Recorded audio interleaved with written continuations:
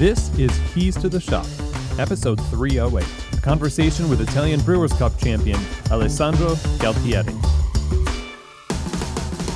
Well, hey everybody, and welcome to another episode of Keys to the Shop, where we give you insights, inspiration, and the tools you need to grow as a coffee service professional. My name is Chris DiFirio. I'm your host for the show, and I really appreciate you all joining me today.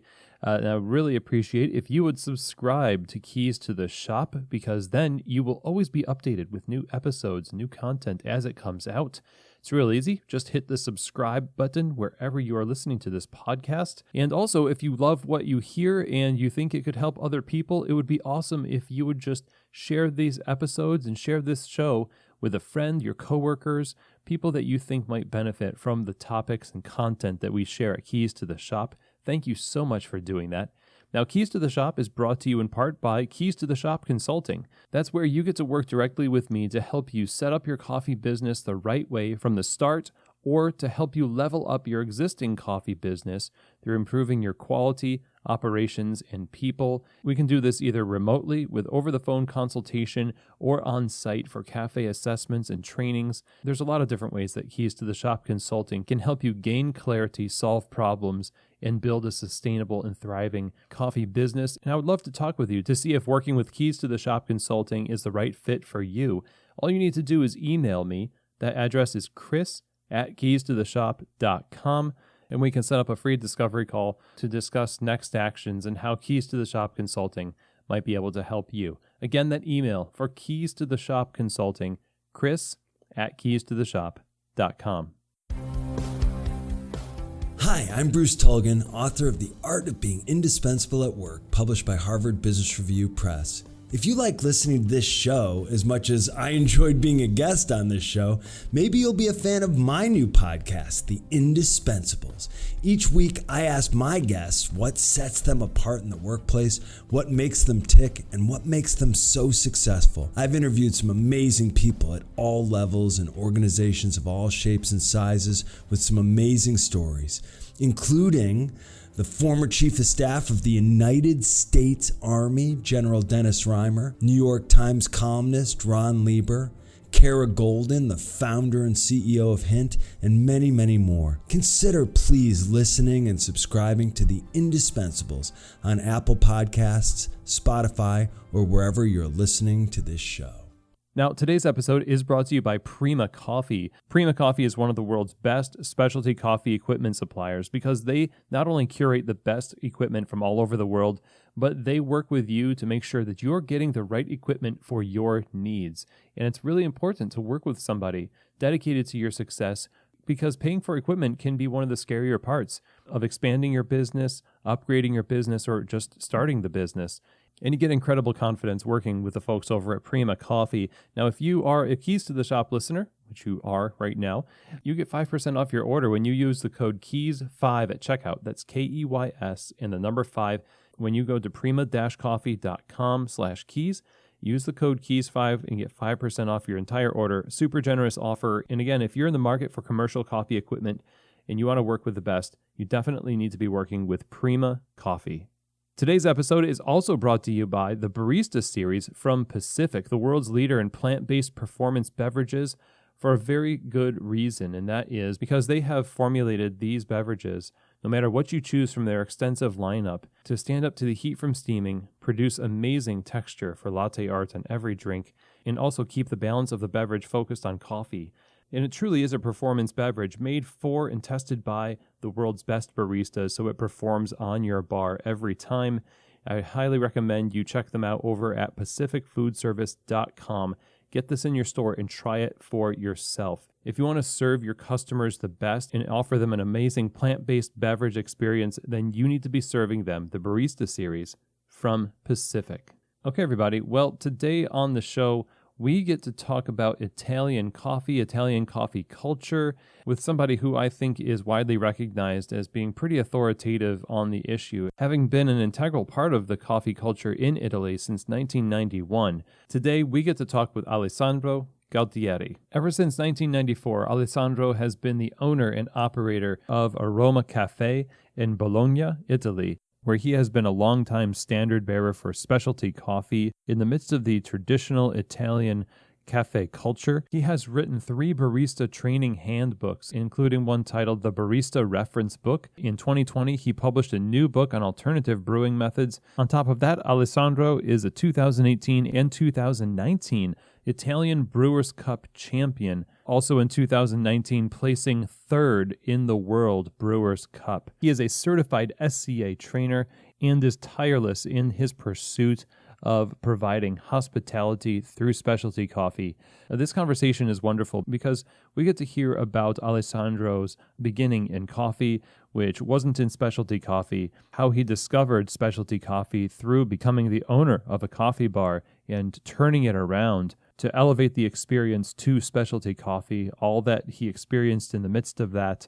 We'll hear about Alessandro's take on Italian cafe culture, what it is and what the future is, what he would like to see it become.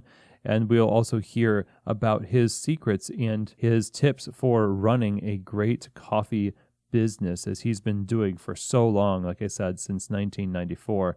So let's get right to the interview. Here now is my conversation with Alessandro Galtieri. All right, Alessandro, welcome to Keys to the Shop. I'm so excited to have this conversation with you. How's it going today? Oh, well, thank you, Chris. I'm very, very fine. And you? Oh, I'm doing great. Learning of your history and your involvement in coffee, I mean, you've been doing this since 1991, right? Yes. Wow. So, I mean, I guess we have a lot to cover, right? I want to talk first about, you are in Italy. So when I ask like how you got into the coffee industry, it almost feels like something that you must have grown up with, or did you? I mean, how did this become sort of more than just something that was around you to something that was a career? How did that start for you? It happened by chance, actually. I was looking for a job and I didn't like the jobs my accountant diploma made available to me. So I got a job as a barista. For me, it was very good. Oh, yeah. So when you are talking about like just the difference between accounting and being a barista, so you said for you, it's very good that, this was just like a creative expression for you, or I mean, did you just get the job and say, well, this is now what I want to do, even though you had a degree in accounting? No, at the beginning, I just wanted a job. The work of barista was surprisingly nice for me. What was the experience like first learning to be a barista as a professional, Back then, we speak about 1991. So back then, the level of professionalism on coffee was minimal. So at the first, I simply imitated my more experienced colleagues. I have good memories of those early years because I had no responsibility and was young and my colleague was nice. So I just started to imitate them and the work came out. When you started to imitate them, and I know that being a barista in the Italian culture, there's a lot older people that are in coffee at that time. And then there is in, like, say, U.S. coffee culture, baristas are, predominantly younger people. Yes. So it seems like it could have been, or from what you're saying, like the older baristas there, they're showing you how to do things. Was it kind of like a mentor relationship, or was it, did you feel a lot of a pressure to sort of hold up the traditions of what your peers were telling you at the time? They don't spend many time to teach you what they do. The old baristas, they are a bit harsh, but in a good way. So they teach you by giving you some quick tip during the work, but they don't spend time to teach you as a trainer. Well, right. It sounds very stressful. Yes, it is, but also okay. I don't like it, of course. For my barista, I do training and I explain. I take time to explain, but all baristas are less involved in teaching. Right. So at what point did you begin to feel like you became the old barista in that setting where you are now confident in what you were doing, and it wasn't, nobody was giving you any tips anymore because No. you knew what you were doing and you felt confident? To be honest, I always question myself, and I would like to be better than I am. So I often don't feel actually confident. Rather, in the aftermath, I look back and I'm pleased if I have done a good job. Then I start again, and to be feeling less confident in a new experience. Did you know that there was like a higher level of coffee out there than what you were doing? Did you have other examples besides the shop you were working in? Did you just kind of know that there was another level of quality that you wanted to pursue? No, I didn't know at all. There was no clue, not just in me, but in general people, and also professional, was unknown, completely unknown, that there was a different level of quality coffee. You started your own shop eventually. Yeah. And when did that happen? And did you make that shop similar to the shop that you worked in? When I bought my bar, I bought a bar well underway. So at the beginning, I gave just continuity to the previous business. But deepening the topics is my nature. So after a couple of years, I started to search information of the main product of the bar. So the coffee, of course. I had no intention of changing the business model at the time. I just wanted to know more, and then the things happened. So you wanted to know more, but it seems like other people would have been just happy to keep the business going the way it was and not research and deepen the level of understanding. Is that just something that you brought to the table? Like, you generally like to know more about something? I wanted to distinguish my proposal through quality. The first time I tasted high quality coffee, I had the impression of never having drank coffee before. So I felt the desire to share this experience with my customers. At the time, I thought that if my customers had access to such amazing products, they would only want those. And this was the seed that originated my new business model. Of course, I soon had to realize that it doesn't work like that way, unfortunately, because the culture of the traditional espresso is so rooted in the mind of people. It's very strong, and the quality is not enough to surpass it. Okay, so I figured that this would happen, or at least, from what I've seen, when people try to do something different in a place where the culture is already pretty much set and people have expectations, you're going to run up against some problems. So you bought this bar and you ran it the way that it had always been run, but eventually you decided to explore deeper into coffee, and you discovered specialty coffee, a deeper level of taste that you wanted your customers to feel and taste. When you said it, you ran up against tradition and you ran up against the old way and understanding of coffee with your customers. It didn't go as well as you wanted it to. And so you started to change your business a little bit, but people resisted it. I mean, how did they resist it? And did they eventually become less resistant? How did that happen? Yeah, but at the beginning, especially at the beginning, was it required a great effort. When I asked to my customers if they would like to choose the coffee on the menu, their reaction were divided into two categories. Those who got annoyed and became unfriendly, and those who laughed in my face. Yeah. Yes, really, really. So it was tough at the beginning. Luckily, there were some, how can I say, enlightened ones. And on them, we have slowly built a small community, evolved taste who appreciates us. But at the beginning was quite tough. Nowadays, the city where we run our business, Bologna, it become more touristy. And we have focused on an international clientele.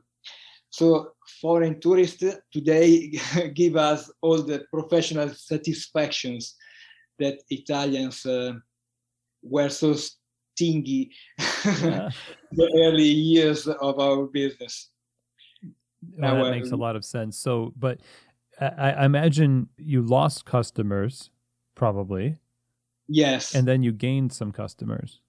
Yes, Yeah. but it's more easy to lose customers than to gain customers. Yes. So why did you continue to do that? I mean, because you see yourself losing customers, and did you ever think, well, maybe I should just go back to the way things were so I have a solid business? Yes, no, I'm not good like this. When I decide to do one thing, I do it. And so it's been how long now? That's since what was the year that you started or you took over and developed? When did you start at that bar as an owner? Yeah, as owner, I started in 1994.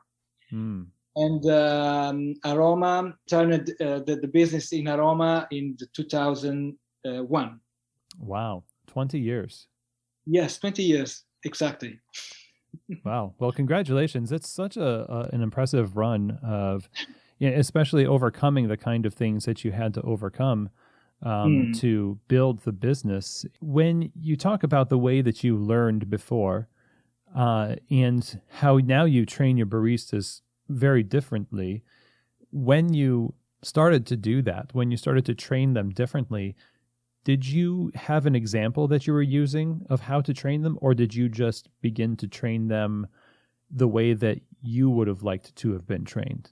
I'm trainer, an SCA trainer, so I have my program and try to apply the teaching in everyday work. So there's classroom, there's yes, live on bar. Yes, I generally do it one-to-one to be more focused on them. More or less is the same teaching that I do with the students.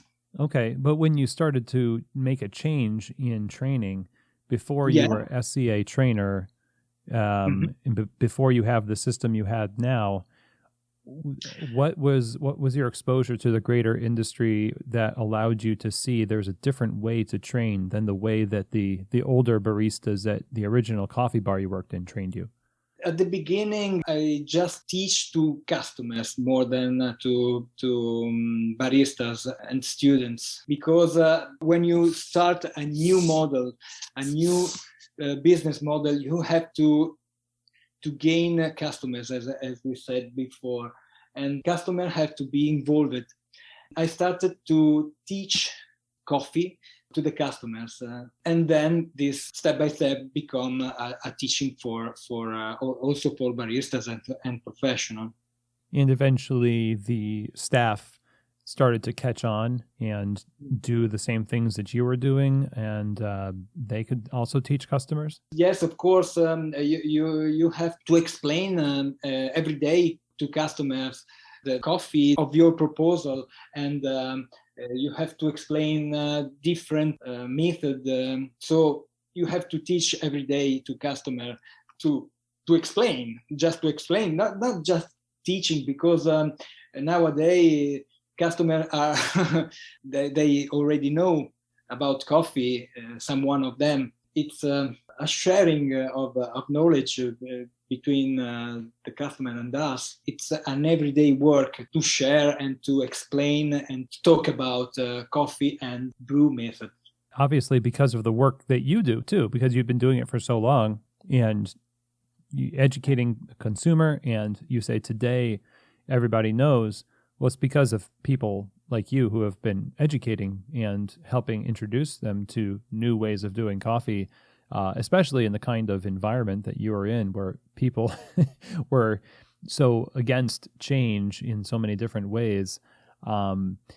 So as you started to venture into this specialty coffee realm, and you changed the way that you ran the business and changed it to Aroma, at what point did you begin to think that you should pursue competition? Because you're a two-time Brewers Cup champion for Italy, and this is something that's obviously had a big impact on you and your business, I imagine. What led you to pursue that? The competitions for me were one of the most engaging and exciting thing that I do in my life. So I'm very happy to get involved in the competition. The first time that I thought to participate to a competition, and the first time that I gave up to participate in a competition was in 2009. It took me almost 10 years to actually participate, and was very engaging and important for me. How did it change your business after winning the competition? Did it make people want to come to your store more, and more tourism and things like that? Yes, but unfortunately, the restrictions caused to the pandemic, because I competed, I got my third place in the World Brewers Cup in 2019, and then there was the pandemic, and the limitation, the restrictions gave to the pandemic. This, in a certain way, suspended and cooled all the possibilities to gain something okay. more to that competition. But it's okay. It was, for my personal satisfaction, was very good. And let's hope that now it's over, this pandemic, and to can go on. Italy was, the first place to really start to lock down and get the brunt of this. And from somebody who's running a public service like yours, obviously, this was, could have been the end for your business.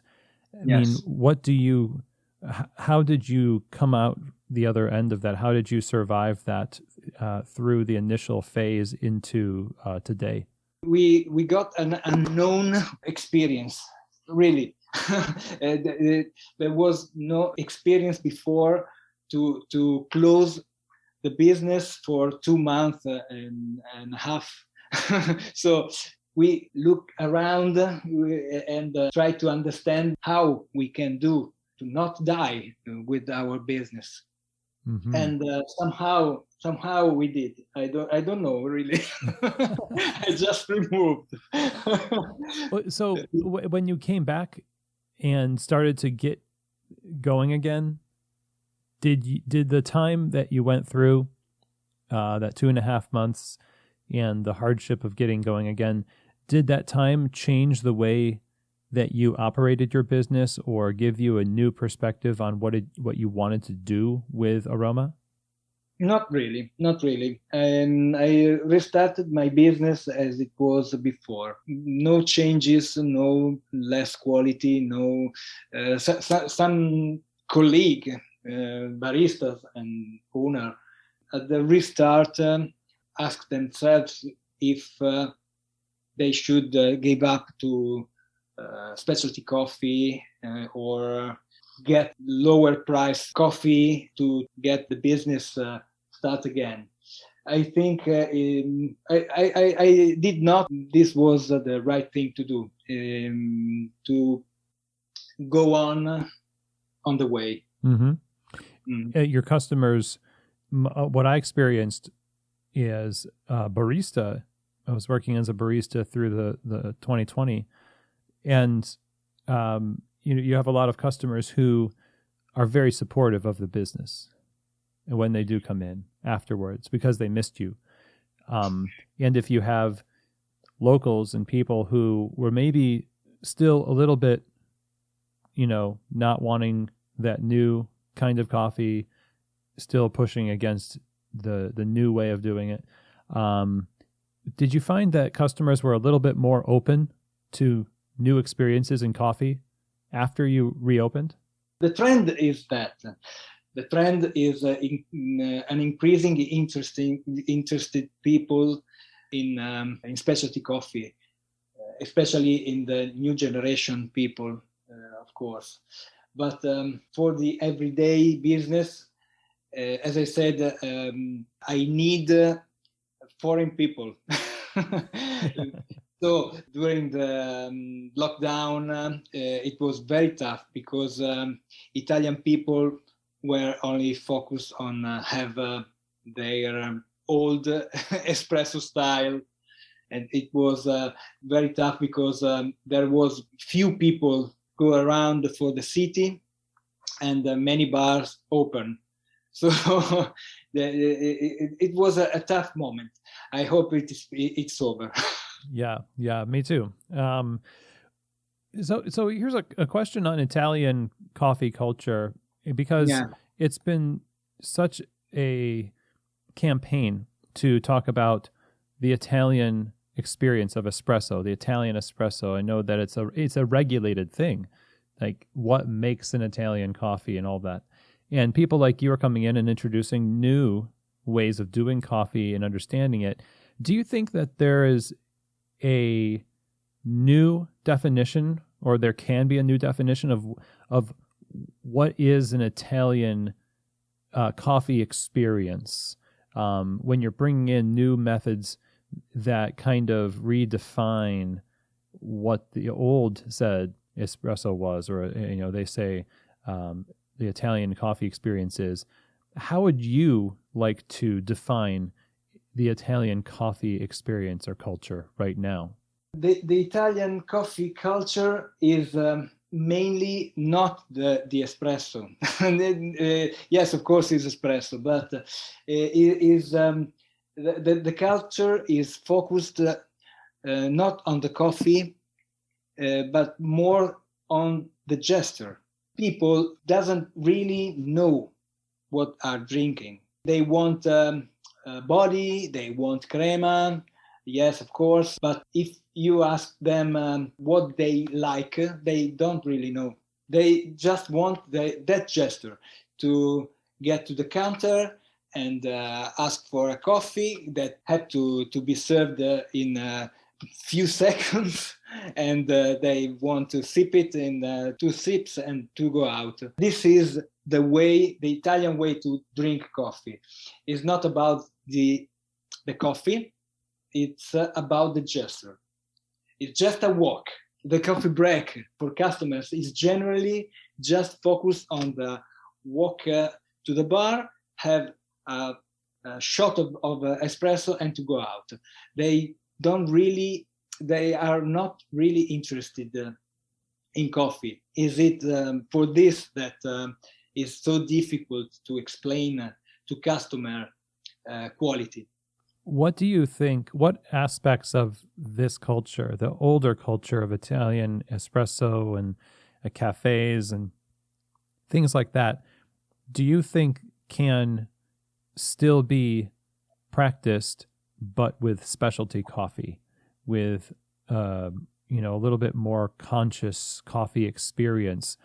I mean, what are you trying to build so that, let's say 10 years from now or so, what does the new Italian cafe culture look like if we upgrade the coffee? Does it still look like walking up to the bar, taking a shot of espresso and leaving? Is it, or are those things that you want to preserve? What would, in your mind, be good to keep, and what things would you like to change? To change, I hope that people start to be interested in coffee, because that's important for the business, and that's important for the coffee, because you have to focus on the product, to understand, to love it. I think that every culture is good. So I think that the way Italians drink coffee is good for them, and they have to keep it, go on in that way. But I think it's important that they start to focus also on the quality of the coffee, not just on the gesture, and to focus more on coffee quality and what they really drink. This is important.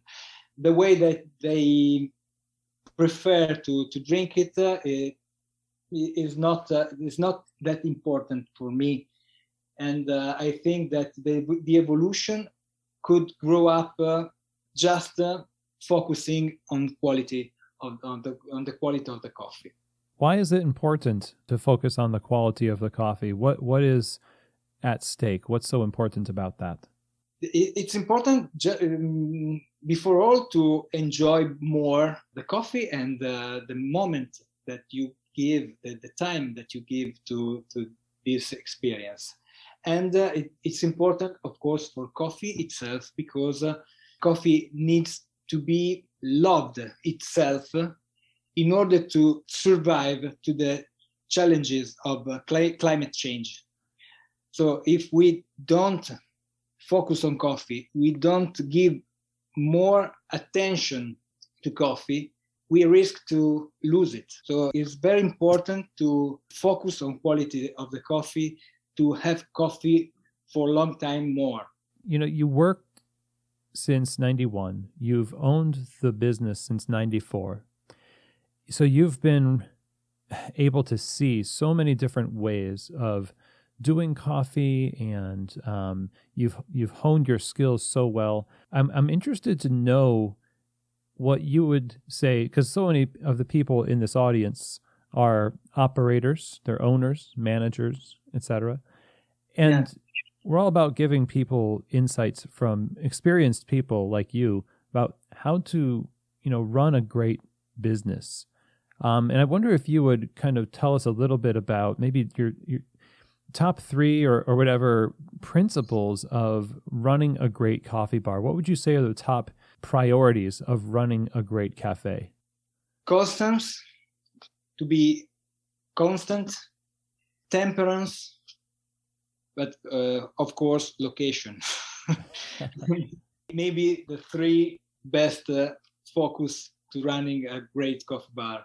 Well, tell me more about that. You said constance and temperance. Yes, constant. You have to be constant in your work every day. You have to be every day focused on people's needs, and you have to give what they need every day with constance. The temperance is about not to be too greedy, not to be too aggressive. Don't want too much from your business to have a long time business. And then, of course, the location, because if you are the best barista, brew the best espressos and the best coffee of the world, if you are not in the good location, your business for sure will suffer. This is for sure. So I'm interested to follow up with temperance. I love that concept of not being too aggressive with your business. So many people are very aggressive.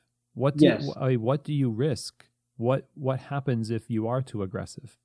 You focus on gaining money and not on the happiness of your customer. I think the work of barista have to be focused on the hospitality, to host people.